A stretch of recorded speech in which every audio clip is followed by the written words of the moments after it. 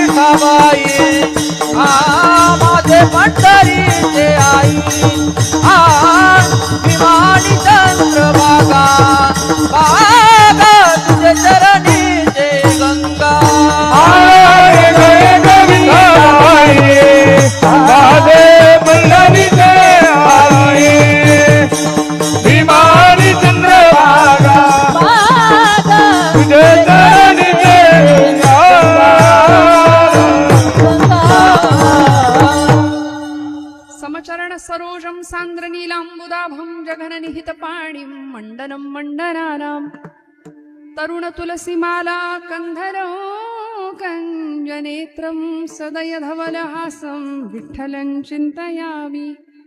प्रभो तुम्ही महेशाची आमूर्ती मी दुबळा अर्चितसे भक्ती बोल जरी गंगावती तरी स्वीकाराल की। परमेश्वर स्वरूप उपस्थित सर्व श्रोतृवृंदांच्या हृदयस्थ परमात्म्याला इको मागचा बंद करा, कमी करा एकदम आणि रिवर्ब चालू ठेवा। तानपुरा पण थोडा कमी करा। विठ्ठल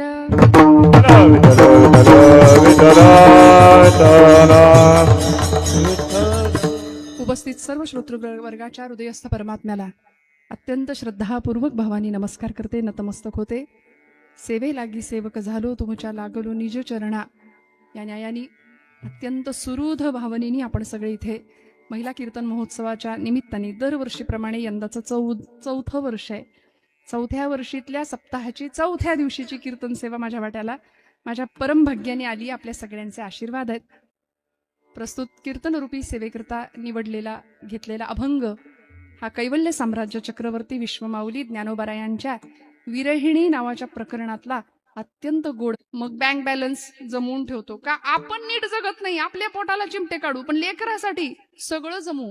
हाडाची काय करू काढ, रक्ताचं जीवाचं सगळं तुम्हाला माहिती आहे। माझं सगळं आपण करायला तयार असतो, सगळं जीवाचं रान करतो आपल्या लेकरांसाठी। आणि 16, 17, 18, 19, 20, 25 वर्षाचा पोरगा आपल्याच पित्याला विचारतो काय केलं माझ्यासाठी सांगा। सगळ्यावर पाणी फिरतं एका क्षणात। तुम्ही कितीही करा, केलं कुणी म्हणत नाही. मावशी खरं सांगा, मी नेहमी हा प्रश्न माझ्या महिला वर्गाला विचारते, तुम्ही अख्खं एक माहेरचं घर सोडून इकडे येता, रांधा वाडा उष्टी काढा, सगळ्यांचं सगळं करता, करायचं नाही असं नाही, करावंच लागेल, सगळ्यांचं सगळं आपण करतो, खरं सांगा केलं कुणी म्हणतं का हो? बघा माझ्या महिला वर्गाचं माना लगेच कुणी केलं म्हणत नाही. कितीही करा यांच्यासाठी, मरा जीव दे, आपण कुणी काही करत नाही, कुणी काही केलं म्हणत नाही, मान्य करत. खरी गोष्ट आहे ना. मग आमचे ब्रह्मचैतन्य गोंदवलेकर महाराज म्हणतात, तुम्ही प्रपंचासाठी कितीही करा, प्रपंच म्हणणारच नाही केलं म्हणून, पण माझ्या रामासाठी थोडं करा, राम लक्षात ठेवतो, देव लक्षात ठेवतो. प्रपंच करायचाच आहे, पण तो करत असताना त्याला विसरणं यासारखं महत् पाप नाही दुसरं. जन्माला आल्यानंतर ज्यांनी आपल्याला प्रपंच दिला, त्यांनी हे उत्तम जीवन दिलं, त्याला हा जीव विसरतो यासारखं महत् पाप दुसरं कुठलंच असू शकत नाही. म्हणून इथं आल्यानंतर आपल्या जीवनाचं खरं सार्थक जर करायचं असेल ना, खरं समर्पक इह कर्तव्य, या इहलोकीचं कर्तव्य पूर्ण करून सुंदर प्रवास जर करायचा असेल ना, तर आमच्या जीवनाला अध्यात्माची बैठक असणं खूप गरजेचं आहे. म्हणून आज मला खूप छान वाटतं की तरुण मंडळी आज इथं आहेत, माझ्या काही तरुण भगिनी इथं आहेत. कारण त्यांची पावलं जर इकडं वळतील तर आम्ही आमच्या पिढ्यांना काय द्यायचं असतं. मी तुकोबरायांचं प्रमाण सांगून पुढे जाईन. महाराज म्हणले होते, माझ्या वडिलांची मीरा शिगा देवा. मिरास हा शब्द मराठी पोरांना लवकर कळत नाही, म्हणजे कॉन्व्हेंटच्या पोरांना लवकर कळत नाही. कारण मिरास म्हणजे इस्टेट, संपत्ती, ऍसेट म्हणतो आपण त्याला, वारसा हक्कानी जे काही आमच्या पुढच्या पिढ्यांना द्यायचं असतं ते. तुकोबराय म्हणतात, आमच्या वाडवडिलांनी, म्हणजे आपण कसं पोरगा आपल्याला विचारतं सातबाराच्या उतार्यावर माझं नाव चढलं पाहिजे, किंवा सातबारासाठी जीव उलटा पालटा आम्ही करतो, पण तुकोबराय म्हणतात आमच्या वाडवडिलांनी आम्हाला सातबारा दिला, पण आमचा सातबारा परमार्थाचा सातबारा आहे. विठ्ठल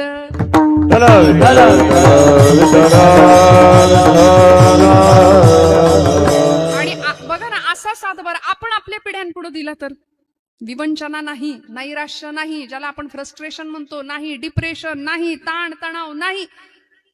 25-25 मुलं व्यसनांच्या आहारी जातात, डिप्रेशन मध्ये जातात, प्रचंड टेन्शन. 2 वर्षाच्या पोराला टेन्शन आहे, त्याला मोबाईल नाही मिळाला तर.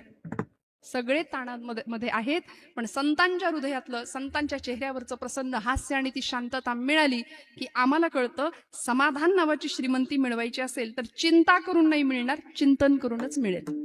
मग चिंतन कशाचं करायचं? चिंता आपण प्रपंचाची करतो, चिंतन परमात्म्याचं करा. ते चिंतन आम्हाला चैतन्याकडे घेऊन गेल्याशिवाय राहणार नाही. चिंतने चिंतने तद्रूपता. मग ज्ञानोबरायांनी चिंतन केलं, संतांनी चिंतन केलं, आणि परमेश्वराची इतकी आवड लागली, इतकी आवड. बघा, आम्ही माणसं लबाड आहे या प्रांतामध्ये. तुम्ही जागे आहेत ना सगळे? सगळे जागेपणी ऐका. मी असं म्हणते, भक्तीच्या प्रांतामध्ये आम्ही माणूस प्राणी किंवा मनुष्य प्राणी थोडीशी लबाडी करतो, कारण सकाम भक्ती आपल्या सगळ्यांची. आपण सगुण विग्रहावर प्रेम करतो, देवाच्या मूर्तीवर आपण प्रेम करतो, आणि मूर्तीविषयी आपली उपासना असते. म्हणून आपण उपासना आणि भक्ती हे 2 वेगळे शब्द आहेत. आपण ते एकाच अर्थाने वापरतो बऱ्याचदा. उपासना म्हटलं की त्यामध्ये काहीतरी सकामता आली, म्हणून तर आमच्या सगळ्या स्तोत्रांमध्ये फलश्रुती येते बघा. विद्यार्थी लभते विद्या, धनार्थी लभते धनम, पुत्रार्थी लभते पुत्रान, सर्व लभते. अथर्व शीर्षाची फलश्रुती. प्रत्येक स्तोत्राच्या खाली फलश्रुती असते. हे मिळेल, हे मिळेल, आणि ते मिळतं म्हणून आपण करतो. आपण आशे नाही करणार देवाची स्तुती किंवा देवाचं नाम. परवा एका कीर्तनामध्ये मी शिवस्तुतीतला शेवटचा श्लोक गायले बरं का. तो श्लोक असा आहे, शास्त्राभ्यास नको, श्रुती पढू नको, तीर्थासी जाऊ नको, योगाभ्यास नको, व्रते मख नको, तीर्थे तपेती नको, काळाचे भय मानसी धरू नको, दुष्टासी शंकू नको, ज्याची या स्मरणे पतित तरती, तो शंभू सोडू नको. असा एक श्लोक शिवस्तुतीतला शेवटचा श्लोक आहे. त्याच्यामध्ये सांगितलं, शास्त्राभ्यास केला नाही तरी चालेल, श्रुती पडू नको, तीर्थासी जाऊ नको, योगाभ्यास नको, व्रते नको, मख म्हणजे यज्ञ नको, तीर्थ नको, काही नको. एक गृहस्थ मला भेटले कीर्तन झाल्यावर, आणि ते म्हटले, ताई तो श्लोक मला लिहून देता का? म्हटलं कुठला? म्हणे तो तुम्ही जो म्हटलात तो. म्हटलं मी बरेच श्लोक गायले, नेमका कुठला पाहिजे? ते नाही काय, ह्याच्यामध्ये हे करू नको, ते करू नको, हे करू नको सांगितलंय, तो श्लोक जरा लिहून देता का? मला सांगायचा मुद्दा. अरे म्हटलं सगळं ठीक आहे, पण शेवट ज्याची या स्मरणे पतित तरती, तो शंभू सोडू नको, असंही सांगितलं. त्यामुळे आम्ही पळवाटा खूप शोधतो, भक्ती करत असताना सुद्धा सकाम भक्ती करतो, पण जी सकामतेच्या पलीकडे जाऊन काहीच नको, निर्लेप निष्काम मनाने भगवंताच्या समोर उभं राहावं, अष्टसात्विक भाव जागृती व्हावी. खऱ्या वारकऱ्याला विचारा ना, पांडुरंग परमात्मेकडे चालत गेल्यानंतर, भगवंताला पाहिल्यानंतर काय अनुभूती आहे? ढास ढास अश्रुधारा वाहल्याशिवाय राहत नाही. भगवंताला पाहिलं, भगवंताचं ते सगुण विग्रह. तुकोबारायांना काय होत होतं? पांडुरंगाला पाहिलं की तुका म्हणे माझे हेची सर्व सुख, तुका म्हणे माझे हेची सर्व सुख, तुका म्हणे माझे हेची सर्व सुख, तुका म्हणे माझे हेची सर्व सुख. आहीन श्रीमुख आवडीने, आहीन श्रीमुख आवडीने, तुळशीहार गळा कासे पीतांबर, तुळशीहार गळा कासे पीतांबर. मुख आवडीना पाहिना मुख आवडीना, तुळशीहार गळा कासे पीतांबर, तुळशीहार गळा कासे पीतांबर.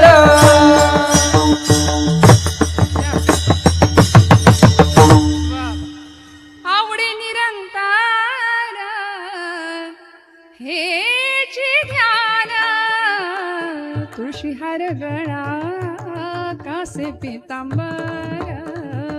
भगवंताला पाहिलं, सगुण विग्रहावर इतकं प्रेम केलं, आणि त्या सगुणाच्या पलीकडे असलेलं ते निर्गुण तत्व, त्याच्यापर्यंत पोहोचायचे ते ध्येय.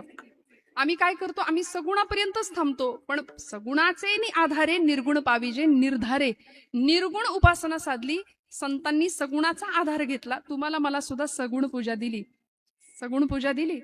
पण आम्ही माणसं एवढी वेडी आहे ना, सगुण पूजा करत असताना मूर्तीतलं देवत्व बघायचं राहून जातो. म्हणून आपल्याकडे म्हणतो, भक्तीच्या प्रांतामध्ये हौशे गौशे नवशे सगळे असतात. नाथबाबांना याचं वाईट वाटलं. नाथ महाराज म्हणले, आमच्या सगळ्या समाजाने देवाच्या मूर्तीचं सुद्धा बाहुलं करून टाकलं, आणि भारूड लिहिलं, त्याला नावच दिलं बाहुलं. बाहुलं कारण आज सगुण उपासना करत असताना ती मूर्ती केवळ पाषाणाची नाही, केवळ धातूची नाही, केवळ तांब्या किंवा कुठल्याही धातूची नाहीये, मातीची नाही. त्या पलीकडे जाऊन त्या मूर्तीतलं चैतन्य ज्ञानोबांना पाहता आलं. म्हणून तर माऊली प्रत्येक वेळी हाक मारायचे, बाप रखुमा देवी वरू. रखुमाईचा तो पती आणि माझा बाप असलेला तो विठ्ठल, जगाचा बाप असलेला तो विठ्ठल, हे संबोधन द्यायचे. शिवशक्तीची जणू काही उपासना करायचे. ती आद्यत्रयात्मिका शक्ती असलेली रुक्मिणी माता आणि तो शिवस्वरूप असलेला विठ्ठल परमात्मा, शिवशक्तीला वंदन करून ज्ञानोबराय बाप रखुमा देवी वरू असं सांगायचे. आणि माऊली सुद्धा म्हणतात की देवा तुला नेमकं म्हणू तरी काय? तुझं सगुण म्हणू की निर्गुण रे, सगुण निर्गुण एक गोविंदू रे, सगुण निर्गुण एक गोविंदू रे, गोविंदू रे एक गोविंदू रे, तुझं सगुण म्हणू की निर्गुण रे. श्रुती नाही ती नाही ती असं श्रुतींनी सुद्धा म्हणावं, देव असा आहे का, असा नाही, असा आहे का, असा नाही, सांगता नाहीयेत. तो परमात्मा किती उपकार आहेत त्याचे तुमच्या माझ्यावरती, की तो सगुण रूपात आला. त्यांनी अनेक अवतार घेतले भक्तांच्यासाठी, अनेक चेष्टा केल्या, अनेक लीला केल्या. सगळं दुःख सुद्धा इथं सोसलं. रामावतारामध्ये, कृष्णावतारामध्ये हे दोन अवतार भारतीय संस्कृतीचे मानदंड आहेत. एका अवताराने पूर्वेकडून पश्चिमेकडे भारत व्यापून टाकला, प्रभू रामचंद्र अयोध्या ते लंका, आणि पूर्वेकडून इकडे पश्चिमेपर्यंत गोपालकृष्ण. सगळा भारत या दोन महान अवतारांनी व्यापून टाकला. बस म्हणून तर आमच्या वारकरी संप्रदायाचा महामंत्र आहे, राम कृष्ण हरी. रामाचा आचार, कृष्ण नामाचा विचार आणि हरी नामाचा उच्चार. रामाचा आचार आम्हाला काय बनवेल? रामाचा आचार आम्हाला निर्विषय बनवेल. कृष्णाचा विचार किंवा कृष्णाचा उच्चार आम्हाला काय बनवेल? कृष्ण विचार आम्हाला निर्विचार बनवेल. आणि परमात्मा हरी म्हणजे पांडुरंग परमात्म्याचा उच्चार आम्हाला निर्विकल्प बनवेल. विठ्ठल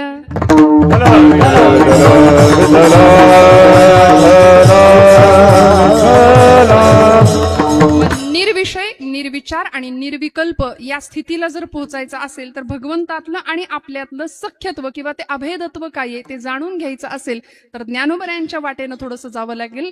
माऊलींनी विरहिणी प्रकरणातले अनेक अभंग लिहिले. विरहिणी म्हणजे काय? विरहिणी म्हणजे विरह, भगवंताच्या विषयीच्या प्रेमाचा असलेला विरह. आपली प्रिय गोष्ट आपल्यापासून दूर गेली की आपल्याला त्रास होतो, पण प्रपंचातला विरह काही कामाचा नाही. ती सगळी माणसं आपल्या जवळ येतात ती स्वार्थासाठीच येतात. म्हणून मी नेहमी एक विधान करेन, भाव आणि प्रेम हे दोन शब्द प्रपंचासाठी किंवा जीवासाठी वापरायचेच नाहीयेत. माझं तुझ्यावर खूप प्रेम आहे हे म्हणणं फार सोपं आहे, पण प्रेमाच्या अवस्था ज्ञानोबरायांना विचारा काय असतात. प्रेमाची अवस्था मीराबाईला विचारा, प्रेमाची अवस्था आमच्या राधाराणीला विचारा काय असते. त्यामुळे हे आता जे आपण ज्याला समजतो तसलं प्रेम ज्ञानोबरायांना अपेक्षित नाही. त्यामुळे जीवाच्या पातळीवर प्रेम भाव हे शब्द लागूच पडत नाही. हे भाव फक्त परमात्म्याच्या प्रती ज्ञानोबराय वापरतात आणि माऊलींचं परमात्म्याप्रती असलेलं प्रेम ते ऐक्यत्व ज्ञानोबराय विरहिणीतनं व्यक्त करतात. विरहिणी म्हणजेच साधनेच्या एका उच्च टप्प्यावर पोहोचलेला असा एक साधक असतो की ज्याला प्रपंच आहे पण तरी सुद्धा देवा फक्त तूच माझा, माझं कुणीच नाही हे म्हणण्याचं धाडस असतं. ती विरहिणी असते किंवा तिला विराणी किंवा वीर राणी विहारिणी असे अनेक शब्द आहेत. ज्ञानोबरायांनी खूप सुंदर विहारिणी खूप सुंदर विराण्या लिहिल्या. तुकोबरायांनी पण लिहिल्या. भेटी लागी जीवा लागली से आस पडिले दूर देशी मज आठवे मानसी मज आठवे मानसी. देवासाठी रडणं जमतं की आपल्याला? खरं सांगा मला, इथं बसलेली आमची महिला वर्ग पितृवर्ग बंधू वर्ग, मी विचारते आपल्याला, आपण कधीतरी देवासाठी रडलोय का? देवाला पाहिल्यावर डोळ्यात पाणी आलंय का? देवाच्या आठवणींनी डोळ्यात पाणी आलंय का? आपण देवासाठी नाही, आपण प्रपंचासाठी रडतो किंवा प्रपंचामुळे रडतो. सून सासूसाठी नाही, सासूमुळे रडते नाही का? घरात चालूच आहे प्रपंच, रडवणारच आहे आम्हाला. प्रपंच रडवतोच. प्रपंचाचं ते वैशिष्ट्यच आहे. तो दुःखाचा सागरच आहे, तिथं सगळं दुःखच आहे. पण सुखरूपी असलेला परमात्मा, त्या सुखाची आस संतांना लागली आणि त्या सुखतत्वापर्यंत त्या सुखापर्यंत निर्विषय असलेल्या आनंदापर्यंत संत जाऊन पोहोचले. कारण एकच ओढ होती, एकच ओढ. विठ्ठल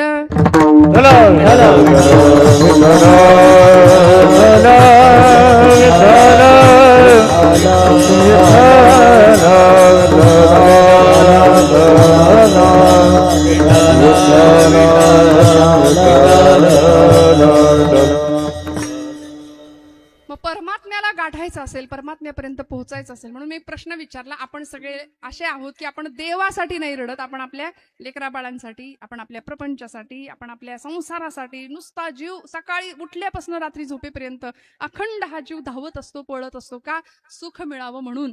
आणि सुख नाही मिळाले की झालं, दुःखाला कारण ठरला हा जीव. अखंड रडतोय प्रपंचासाठी पण देवासाठी नाही. नामदेव महाराज देवासाठी रडले.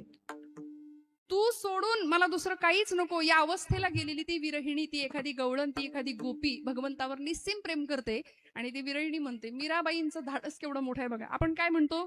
नवरा माझा, मुलगा माझा, घर माझं, दार माझं, प्रपंच माझा, सगळं माझं. तसा देवा तू सुद्धा माझा. पण ही लबाडी आहे. असं नाही. मीराबाई म्हणतात मेरे तो गिरीधर गोपाल दुसरा न कोई. हे म्हणायला धाडस लागतं, हे म्हणायला धाडस लागतं. आणि ज्ञानोबरायांसारख्या पुरुष संत आहेत, पण सगळ्या जगाने ज्ञानोबरायांना काय म्हटलं? माऊली म्हटलं. विश्व माऊली ठरल्या, सगळ्या संतांना मान्य ठरल्या. 750वा जयंती महोत्सव ज्ञानोबरायांचा. इतकं अलौकिक विभूतिमत्व या महाराष्ट्राच्या मातीला लाभलं. हे भाग्य आहे आमचं. आणि आमचं अजून एक भाग्य आहे की आम्ही ज्ञानोबा तुकोबरायांच्या नंतर जन्माला आलो. किती आनंद आहे बघा. माऊलींच्या तुकोबरायांच्या वाटेवर आम्ही चालतो. इथं जर शंका आली ना मनात, तर आमच्यासारखे करंटे आम्ही आहे, आमच्यासारखे करंटे आम्ही आहे. आज आमचा सगळा सबंध वारकरी संप्रदाय, सगळा समाज वारीला जातो. का? कारण भगवंत आपला आहे, त्याच्याविषयी प्रेम आहे, आवड आहे, हे माहिती आहे. वारीला जाणाऱ्या एखाद्या वारकऱ्याला आज अलीकडे वारीमध्ये मी मग अशी म्हटलं तसं हौशे नवशे गवशे सगळीकडे असतात. भक्तीच्या संप्रदायामध्ये, भक्ती पंथामध्ये अनेक रील करणारी आता तरुण मंडळी बरीचशी दिसली यंदा. तर त्यांनी एका वारकऱ्याला प्रश्न विचारला. एक 70-75चे बाबा होते. त्यांना प्रश्न विचारला, बाबा किती वर्ष झालं वारी करताय? आणि ते बाबा वयस्कर होते. त्यांनी त्यांच्या नातवाला खांद्यावर घेतलं होतं. त्या तरुण पोरांनी मोबाईल असा धरला त्यांच्या समोर आणि सांगितलं, बाबा बोला. क्रेज आहे सध्या या गोष्टीची, सोशल मीडिया आहे सध्या. आम्हाला रील मध्ये आमचा स्क्रोलिंग मध्येच इतका वेळ जातो, आम्हाला कळत नाही. बरोबर आहे की नाही महिला वर्ग? मी निंदा नाही करत आहे कुणाची, याला कोणीच अपवाद नाही. तो आमच्या शरीराचाच एक अवयव होऊन बसलाय. पण त्यांनी त्या बाबांना प्रश्न विचारला. म्हणले, बाबा किती वर्ष वारी करताय? ते म्हातारा बाबा म्हणले, लेकरा आठवत नाही नेमकं, पण खरं सांगू का, माझा नातू माझ्या खांद्यावर जसा बसलाय तसा मी माझ्या आजाच्या खांद्यावर बसून यायचो, तेव्हापासून वारी करतोय. हे उत्तर मिळालं. कारण पूर्वीच्या लोकांचं गणित असंच ना, आता सालन सनावळ्या कुठे लक्षात ठेवायच्या. बाबा तेव्हापासून मी वारी करतोय, मला आठवतही नाही साल, पण मी तेव्हापासून वारीची परंपरा निभावतो, करतो. त्या पोराने प्रश्न विचारला, बाबा एवढे वर्ष वारी करताय पण देव भेटला का? तिथं भेटलाय का कुणाला? खरं सांगा ना, देव भेटलाय? देव दिसलाय? देवाला बघणं इतकं सोपं आहे का हो? आम्ही सहज अपेक्षा करतो. मी बऱ्याचदा एक वाक्य उच्चारते, अर्थाचा परमार्थ आपल्याला लवकर करतो. नाही कळलं? अर्थाचा परमार्थ आपल्याला लवकर कळतो, परमार्थाचा अर्थ कळायला वेळ लागतो. विठाल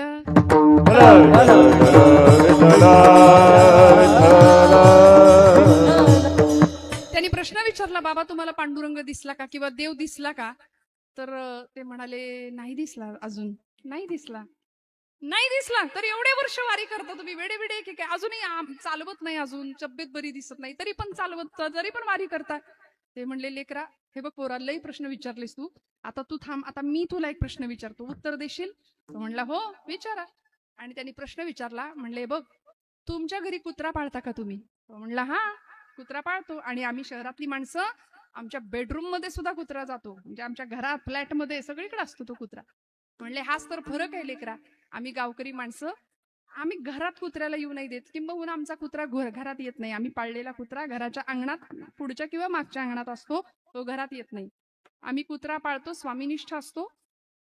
आमचे सुगीचे दिवस आले, धान्य आलं की वाड्या वस्त्यांवरती आमचा कुत्रा रात्रीच्या वेळी वस्तीमध्ये आमच्या धान्याचं, आमच्या सगळ्या सामानाचं छान राखण करतो, रक्षण करतो.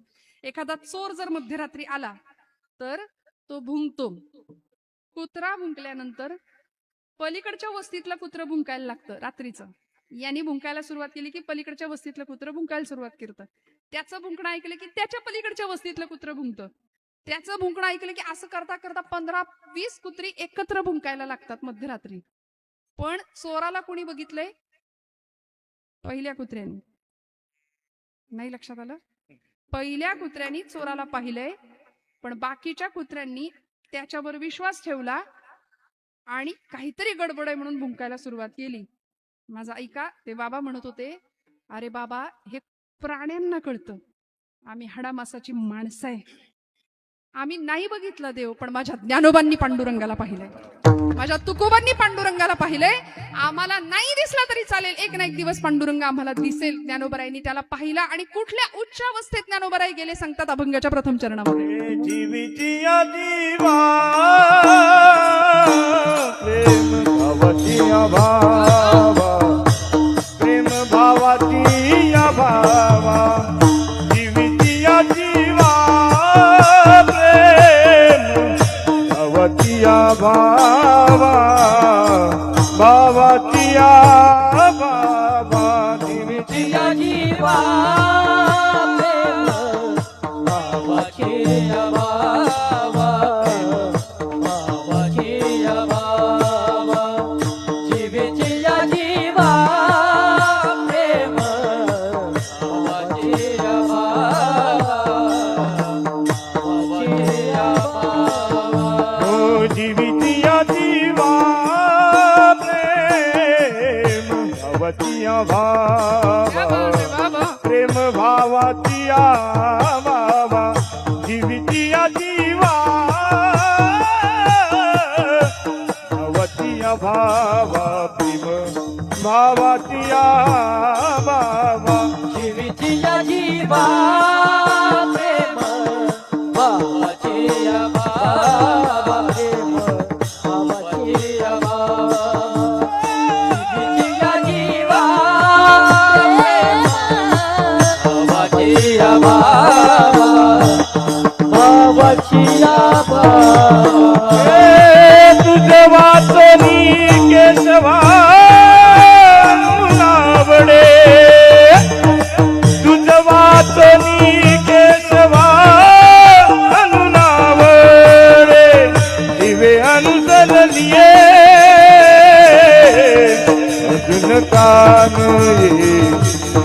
अजून कान जिवे अनुसर लिए अजून कान अजून कान तुझं वाचून केशवा बावळे, तुझं वाचून केशवा बावळे, जिवे अनुसर लिए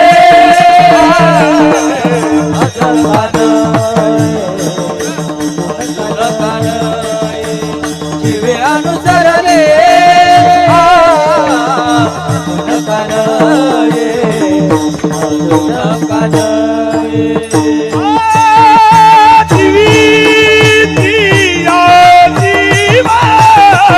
प्रेम भावाची भाव तुझा मातोनी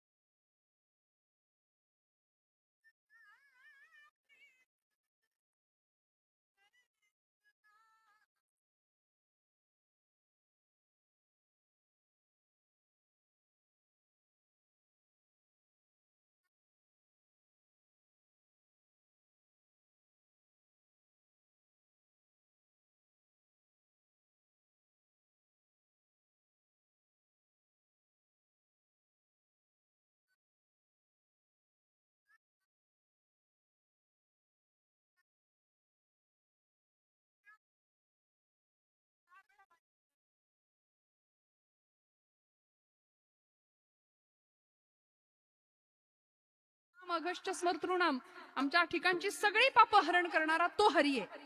त्याचा उच्चार करणं, तो जीवाचा जीव आहे ज्ञानोबराय सांगतात. त्याच्याविषयी आवड निर्माण व्हायला लागते. देवाची आवड. काल आपण अभंग ऐकला, मला वाटतं, आवडीने भावे.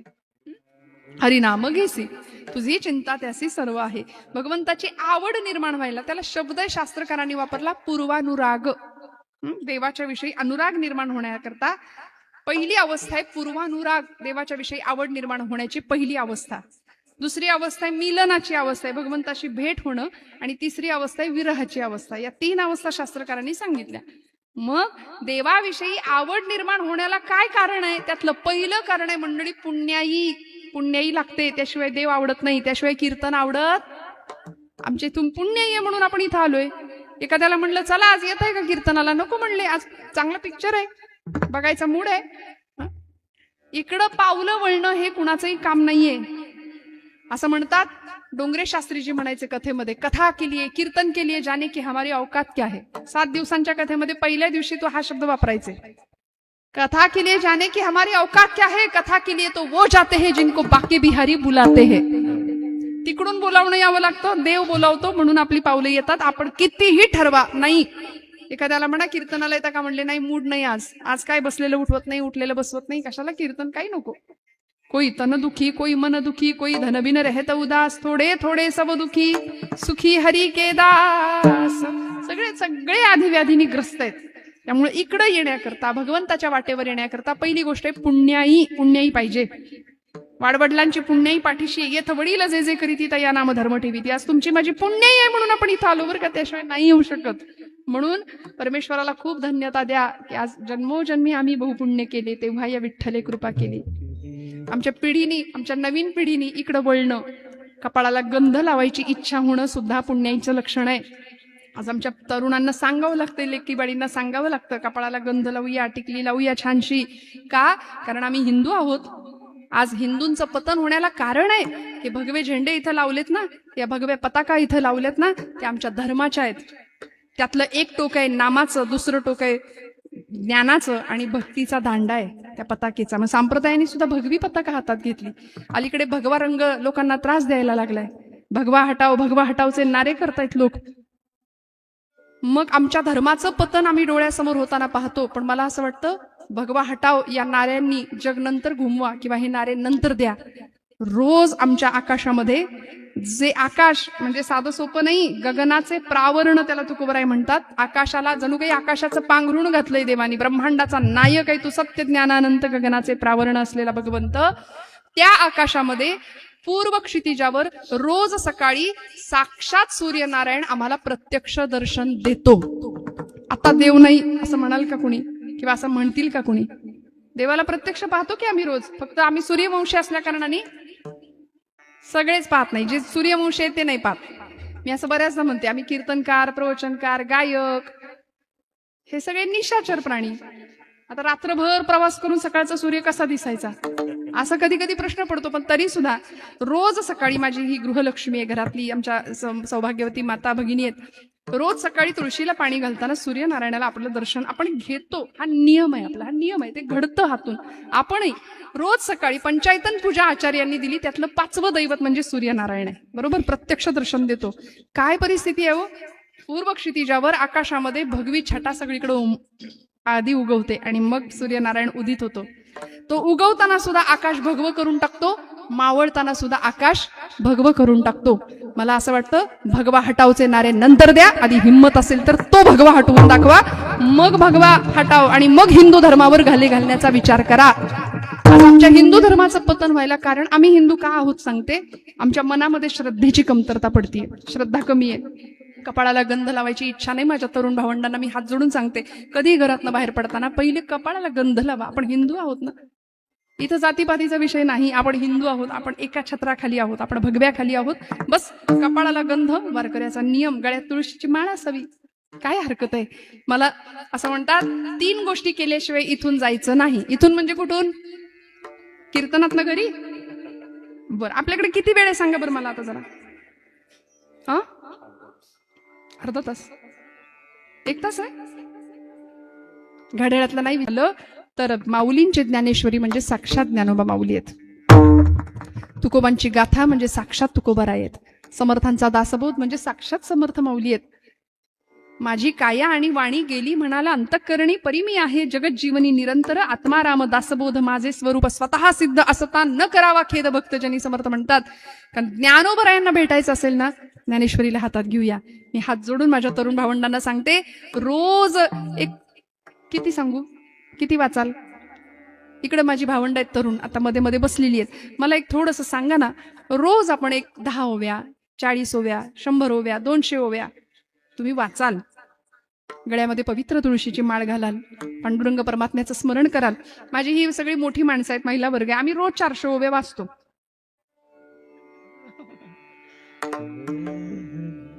100, 20 नाही.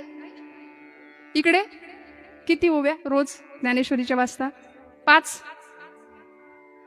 एकतरी ओवी अनुभवावी, एकतरी ओवी अनुभवावी, एकतरी ओवी अनुभवावी, एकतरी ओवी अनुभवावी.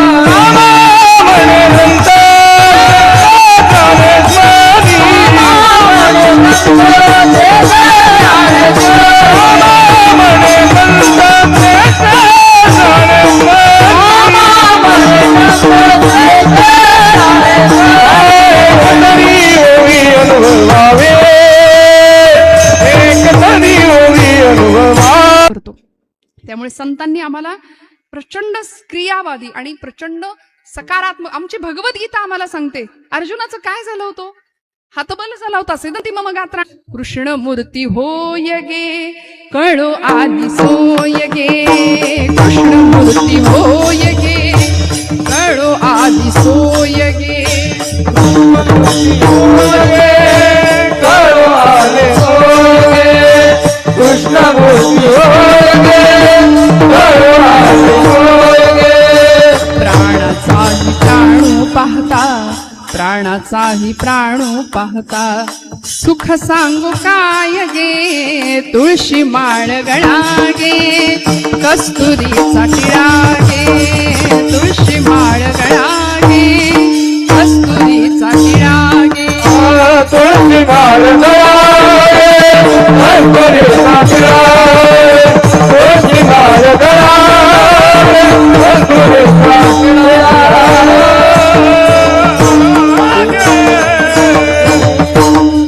भक्त कृपेची माय गे ओळखिली विठाई गे. एका जनार्दनी विठो जोडियले पाय गे. तुळशी माळ गळा गे कस्तुरीचा टिळा गे. तुळशी माळ गळा गे.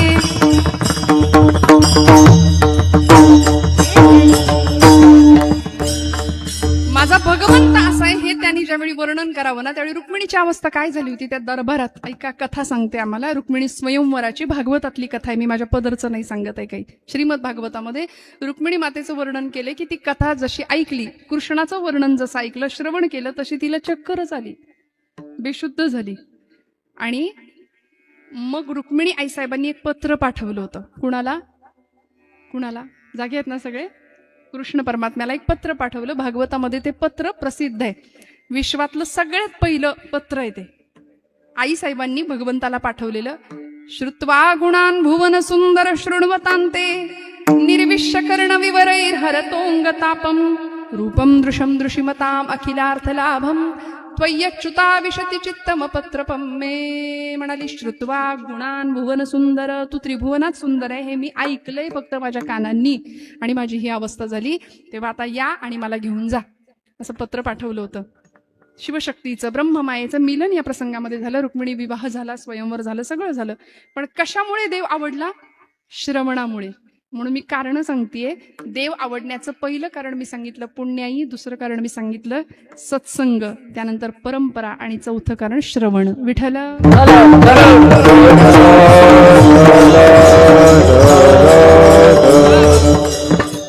किती भूल पडायची. गवळणींची अवस्था काय होती? तो जीवाचा जीव होता. कसली जीवाला भूल पडे. कसली जीवाला भूल पडे. कसली म्हणे जीवाला भूल पडे. कसली जीवाला भूल पडे. हरीच्या मुरली वर्गी वजणे. हरीच्या मुरली वर्गी वजणे. कसली जीवाला भूल पडे. कसली जीवाला भूल पडे. हरिता मुरली वर्गी हरिता मुरली वर्गी कसली जीवाला भूल पडे. कसली जीवाला भूल पडे.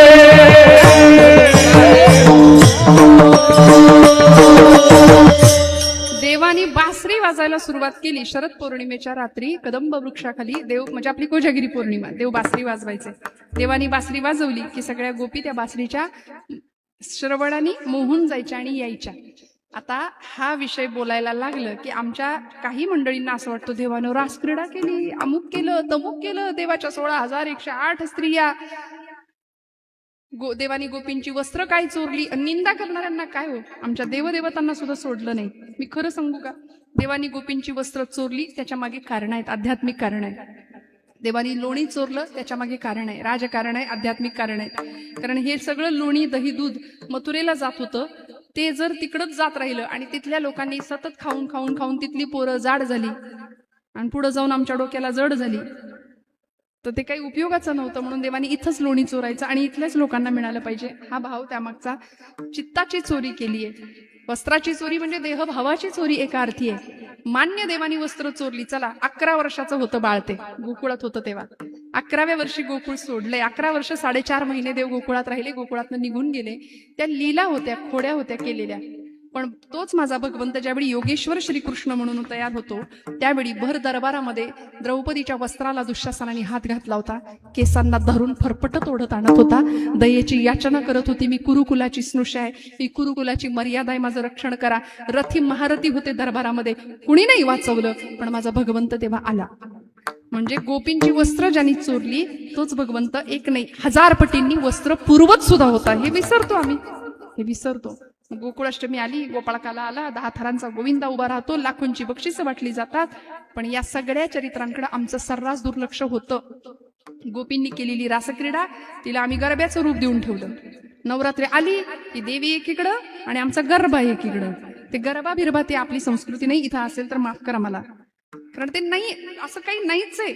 देव रासक्रीडा खेळले म्हणजे कुणाशी खेळले, गोपी आल्या होत्या का रात्रीच्या, असं नाहीये, असं नाहीये. गोपींच्या बरोबर रासक्रीडा म्हणजे जीवात्म्याचं शिवात्म्याशी असलेलं ते मिलन आहे. एक जीव शिवाच्या भेटी करता अखंड तळमळतो, ती विरहिणी तो भाव माऊली व्यक्त करतात. ही काही कुठली कामक्रीडा नाहीये किंवा रासक्रीडा म्हणजे कुठल्याही भगवंताच्या नावाखाली आपण धर्मावरती टीका करणाऱ्यांना सांगूया की देवाची रासक्रीडा म्हणजे काय होते. इथं कुणी द्वारकाधीश नाही, इथं कुणी कृष्ण नाही, तो भगवान नाव दिलंय. भगवान अपिता रात्री शरदोत्फुल्ल मल्लिका असं श्लोक आहे भागवतामध्ये.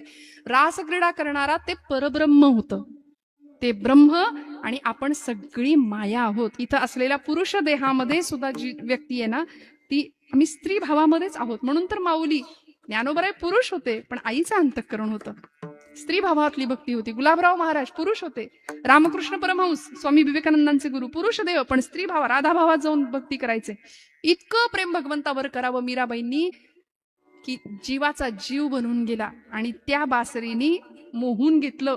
गोपींनी तिला विचारलं होतं त्या बासरीला, बाई ग, आम्ही त्याला मिळवण्याकरता इतके तळमळतो, तो आमच्या घरी यावा, आमच्या घरी लोण्याची चोरी करावी म्हणून आम्ही यशोदेकडे गाराणी घालायला जातो त्याला बघण्याकरता, पण तू एवढी भाग्यवान कशी की तू त्याच्या आधारापर्यंत गेलीस, कशी भाग्यवान. त्या बासरीने काय उत्तर दिलं, तू माझ्या जीवाचा जीव कसा बनला. ती बासरी म्हणते, बाई ग, त्याला मिळवणं इतकं सोपं नाहीये, त्याच्याकरता स्वतःला सोलून घेतलं, तासून घेतलं, आतून बाहेरून पोकळ केलं, तरी देव मला जवळ घेईना. म्हणून एवढंच नाही, 6 छिद्र स्वतःला पाडून घेतली. काम, क्रोध, मोह, मद, लोभ, मत्सर, ही सगळी 6 विकार ज्यावेळी धुवून टाकावे लागतात तेव्हा भगवंत आपल्याला जवळ करतो. विठाल.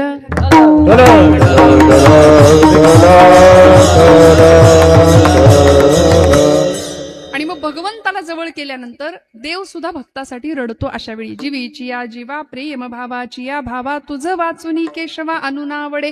आता तुझ्याशिवाय मला दुसरं काहीच आवडत नाही, ही अवस्था निर्माण होते. म्हणून गवळणींची अवस्था काय होती, व देव आजारी पडले होते.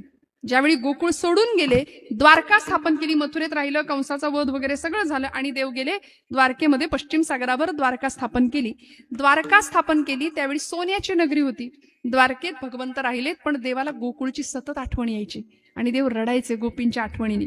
त्यावेळी रुक्मिणी मातेने विचारलं, देवा सारखं काय रडता, एवढं सगळं वैभव आहे, ऐश्वर्य आहे, आणि तुम्ही इथं सगळी सुख असताना त्या गोपींची आठवण काढता.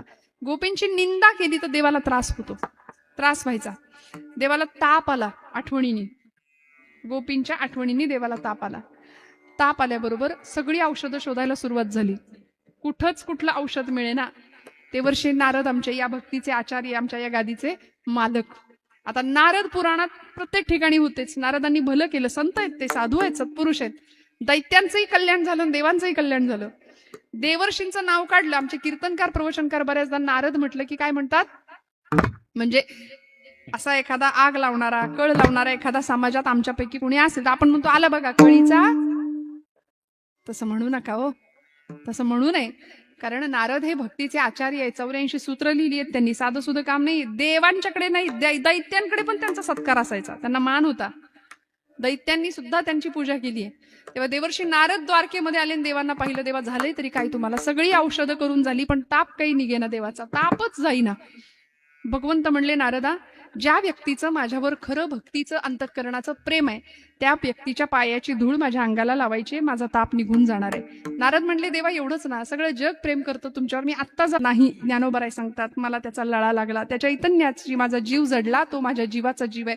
मग आता ज्ञानोबरायांना जर ती अनुभूती येते तर आपल्या सगळ्यांना आल्याशिवाय राहणार नाही, कारण भजन हा आपला स्वभाव आहे. आम्ही करत नाही ही गोष्ट वेगळी आहे, पण आम्ही जेव्हा भजन करतो ना तेव्हा आतला भगवंत आम्हाला खुणावतो. आपल्या सगळ्यांच्या आतमध्ये भगवंत आहे ना, आहे. म्हणून आपण एकमेकांना काय म्हणतो? राम राम. हाय हॅलोची संस्कृतीच नाही आपली. इथून पुढे सॉरी, हाय हॅलो हे बंद. राम राम, रामकृष्ण हरी, ओम नमः शिवाय, राधे राधे.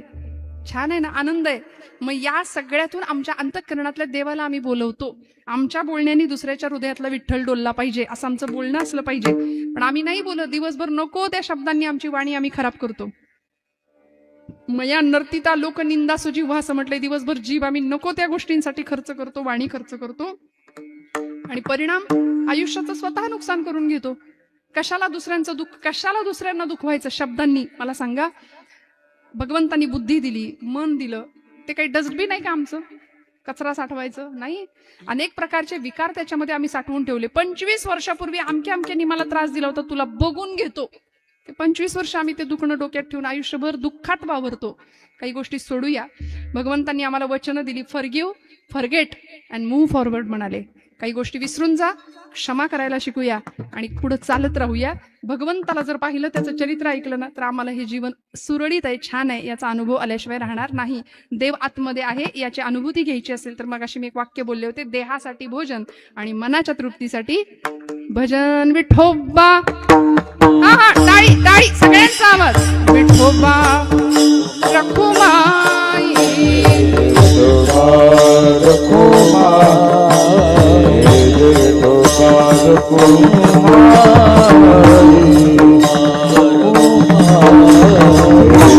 विठोबार कुमार,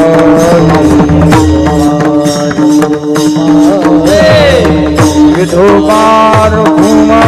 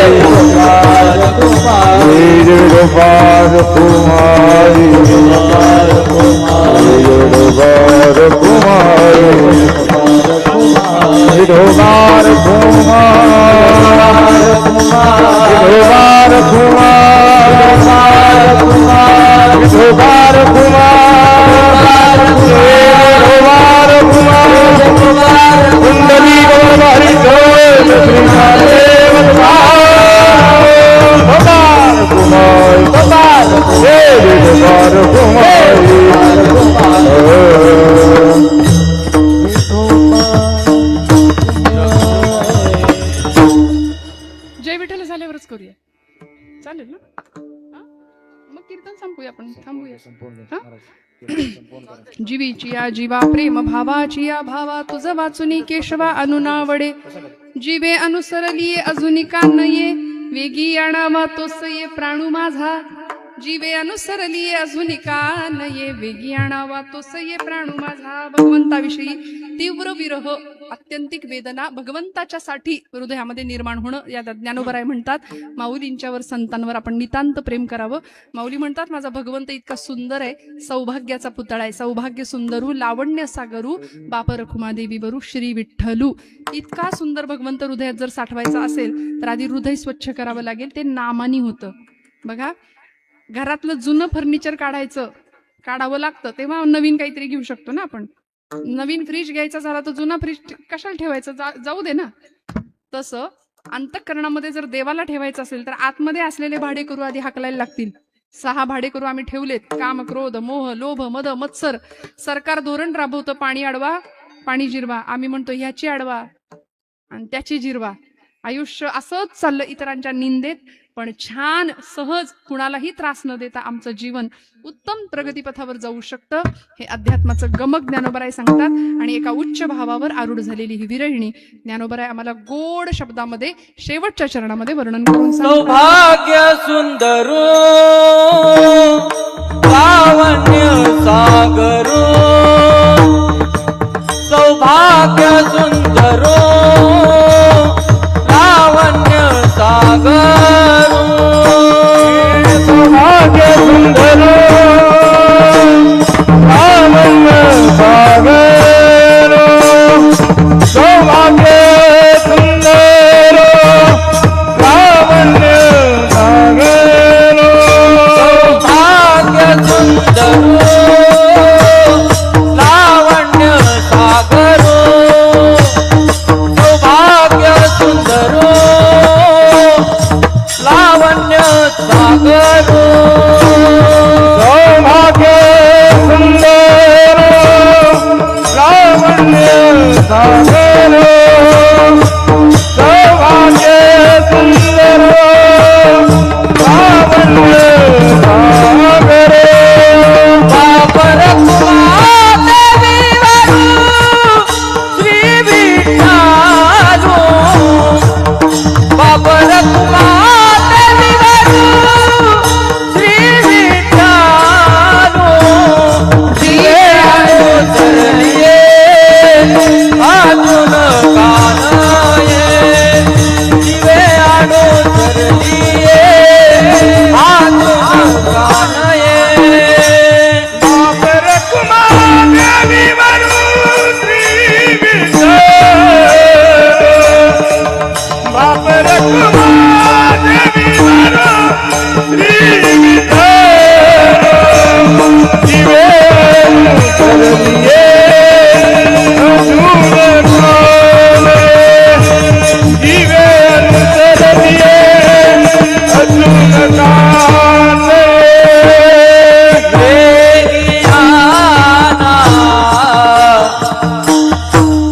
तो सये प्राण माझा, प्राण माझा, प्राण माझा, प्राण माझा,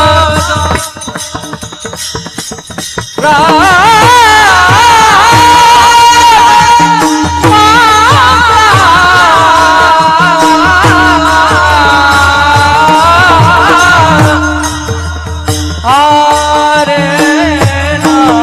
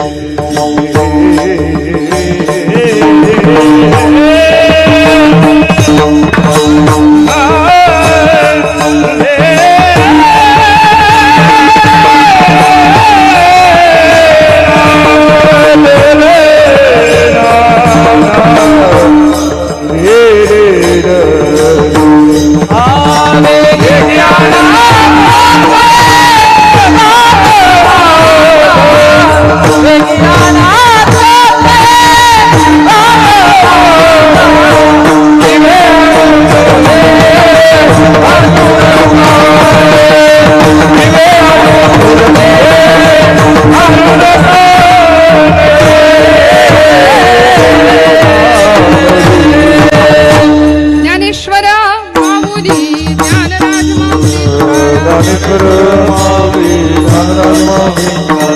ज्ञानेश्वर माऊली ज्ञानराज माऊली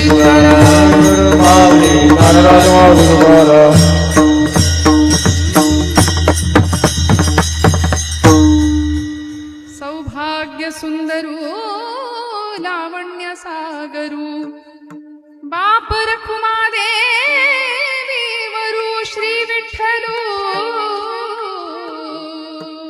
जीवे अनुसरलीये अजुनी कानाये. ज्ञानोबरायांचं भावविश्व इतकं समृद्ध आहे, त्या भावविश्वात आपल्याला पोहोचणं कठीण आहे. मला माहिती आहे 9:30ची कीर्तनाची वेळ, पण तुम्ही मला खोटं सांगितलं, 1 तास आहे असं सांगितलं, म्हणून मी थोडंसं पुढे गेले, पण हरकत नाही. आपण सगळी मंडळी कीर्तनावर नितांत प्रेम करता म्हणून आपण सगळे इथे आहात. असंच आपलं प्रेम कीर्तनावर राहू द्या. कीर्तनकारांवर नाही केलं तरी चालतंय, कारण कीर्तनकार असंख्य आहेत, येतात जातात, पण ही गादी आहे ना, ती अनादी काळापासून चालत आलेली आहे. त्या गादीवर, या स्थानावर आपलं प्रेम नितांत राहू द्या. मगाशी म्हणाले तसं खूप वर्षांची परंपरा या उत्सवाला लाभू द्या. सगळ्यांच्या हृदयस्थ भगवंताला नमस्कार करते. बोलत असताना काही वेडवाकडं गेलं असेल तर मोठ्या अंतकरणाने क्षमा मागते. सगळ्यांच्या हृदयस्थ भगवंताला नमस्कार. झालेली सेवा परमेश्वर चरणी समर्पित. सर्व संयोजक, आयोजक, नियोजक आमचे दीपक भाऊ असतील आणि त्यांचे सर्व सहकारी, सगळ्यांना मनापासून विनम्र प्रणिपात. सर्व टाळकरी, गायक, वादक सगळ्यांना नमस्कार करून सेवेला विराम. विठ्ठल जय जय विठ्ठल. तुकाराम तुकाराम तुकाराम तुकाराम तुकाराम तुकाराम तुकाराम तुकाराम तुकाराम तुकाराम तुकाराम हा बोले जय जय आ बोले ले कुरे देवा कुणी क्षमा अपराध महाराज उच्चारिला देकारिला जरा क्षमा अपराध महाराज म्हणे ज्ञानेश्वराला का पाया पैकी करा क्षमा अपराध महाराज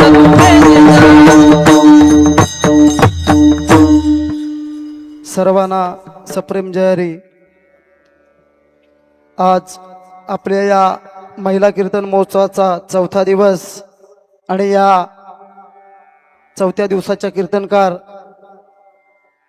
आपणा सर्वांचं लाडकं व्यक्तिमत्व असणाऱ्या हरिभक्त परायण रोहिणीताई परांजपे यांनी अतिशय सुंदर भावपूर्ण कीर्तन या ठिकाणी सादर केलेलं आहे. ज्ञानोबरायांच्या विरहिणी प्रकरणातील अभंग या ठिकाणी ताईंनी सुंदर विवेचन केलेलं आहे. ताईंनी सांगितलेलं आहे की रोज जीवनामध्ये आपण सकाळी उठल्यावर किती ओव्या वाचायचे आहेत?